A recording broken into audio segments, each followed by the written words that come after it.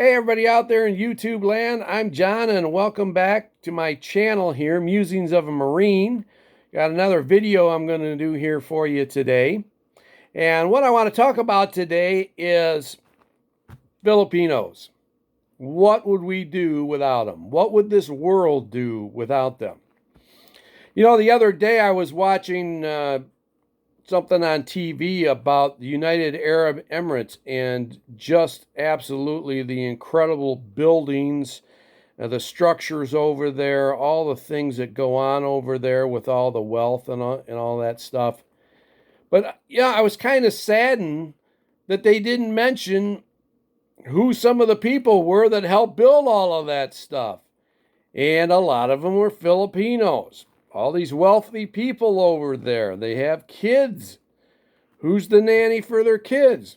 Probably a Filipina. There are Filipinos all over this world just filling about every possible profession that you could imagine. And yeah, you can say, well, they're doing that because they want to get the heck out of their country. You know, it's not a great place to live. It's too hot. There's a lot of poverty. And yeah, you're right. I have joked with my wife and her family about, you know, if they all left and came to Canada or the U.S. or England, you know, who the heck would run the Philippines, right? So there's some truth to that. But let me tell you something. There's one thing that Filipinos have over most countries if you want to classify them as third world, and I'll tell you what it is. They speak English. And you have no idea how valuable that is. It is the international language of business. And so Filipinos can go to the United States, they can go to Canada, they can go to Great Britain, the three most prosperous areas of the entire world, and succeed. But they go to China too, and they go to Hong Kong, and they go to Japan. You can go to Japan and you will go into a nightclub and you'll find that a lot of the musical acts in the nightclub are Filipinos. They're playing American and Western music, and who can sing them in that area of the world? A lot of Japanese don't speak English. Most Filipinos do. Therefore, they can come in and they can entertain and they can sing the songs, and they can make them sound a lot like the real band. The band Journey, anybody? They needed a replacement in their band for a lead singer. Where did they go? They find Arnel Pineda in Manila. Sounds almost exactly like Steve Perry. There you go. Now he's the lead singer of Journey, as many people already know. So that's just one thing.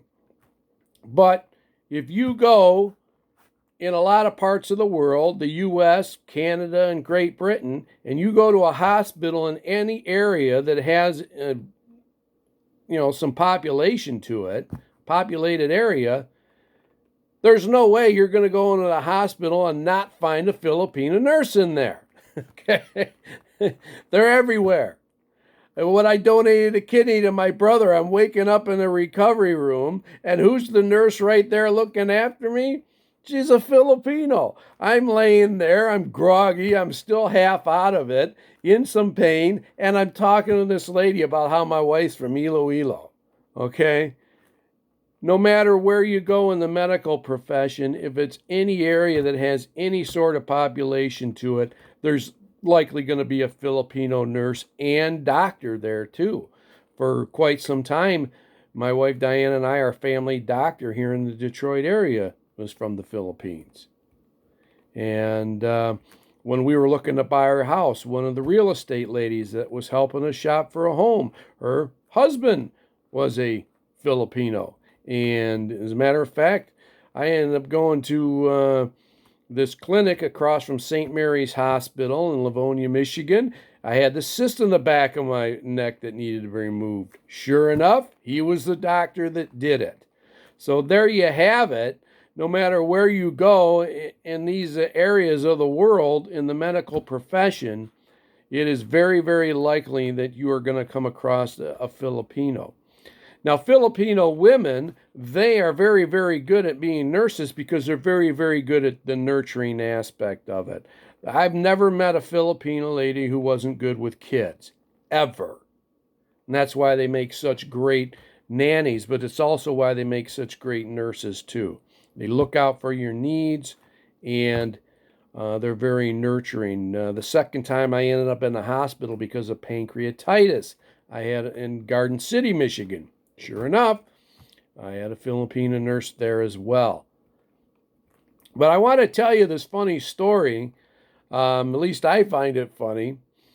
When my wife and I visited my brother-in-law, Ali, in England, and how did he end up in England? Well, his wife to be was already living there as a nurse. So there you go.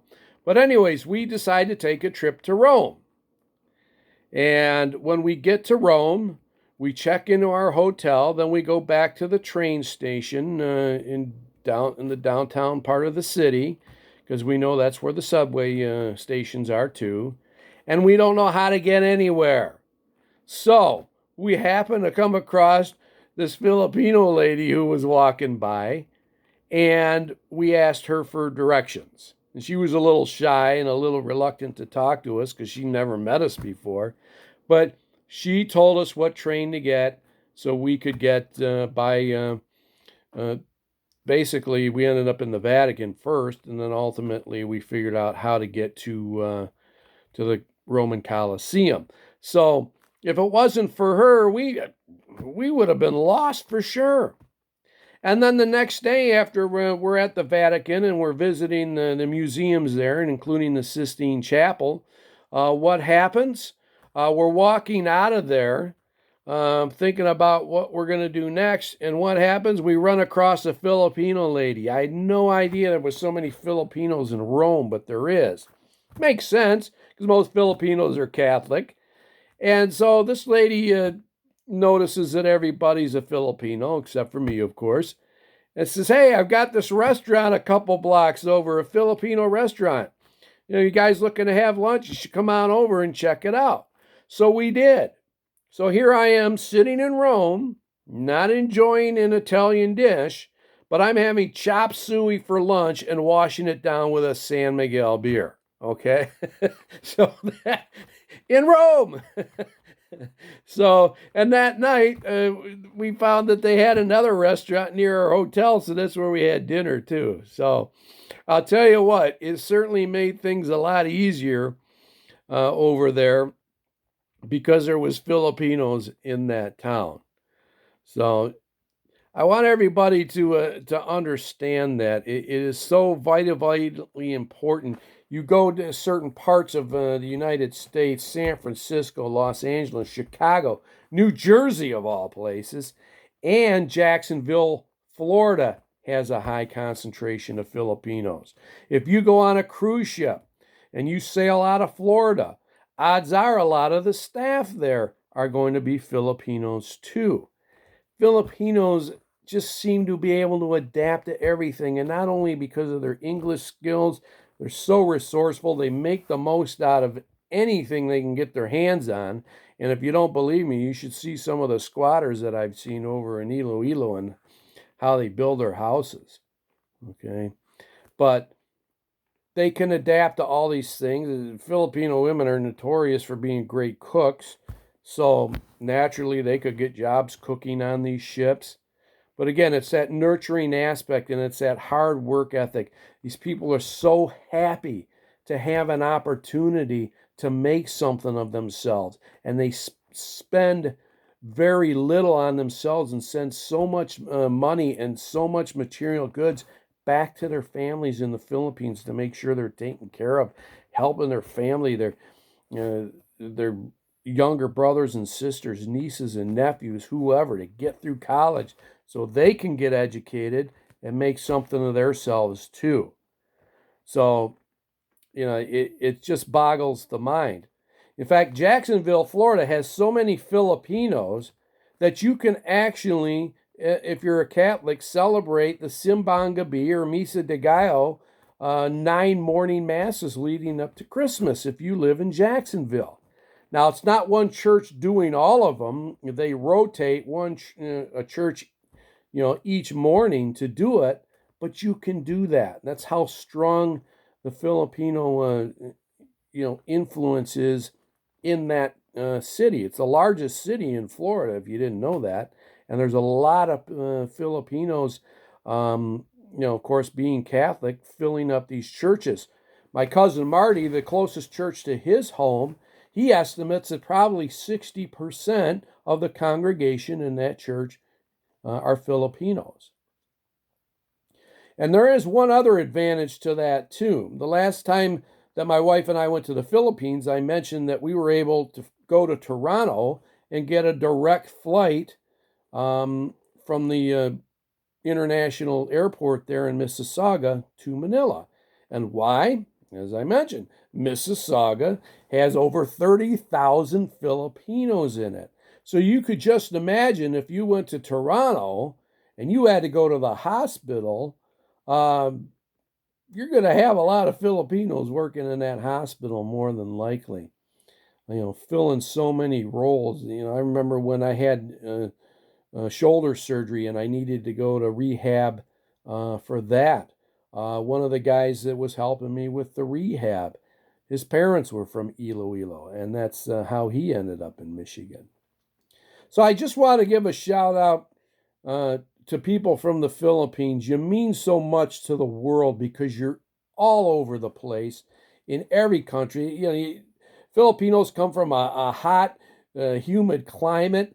They're all over Canada in cold areas. You've got Filipinos in Winnipeg and a lot of Filipinos even in Calgary.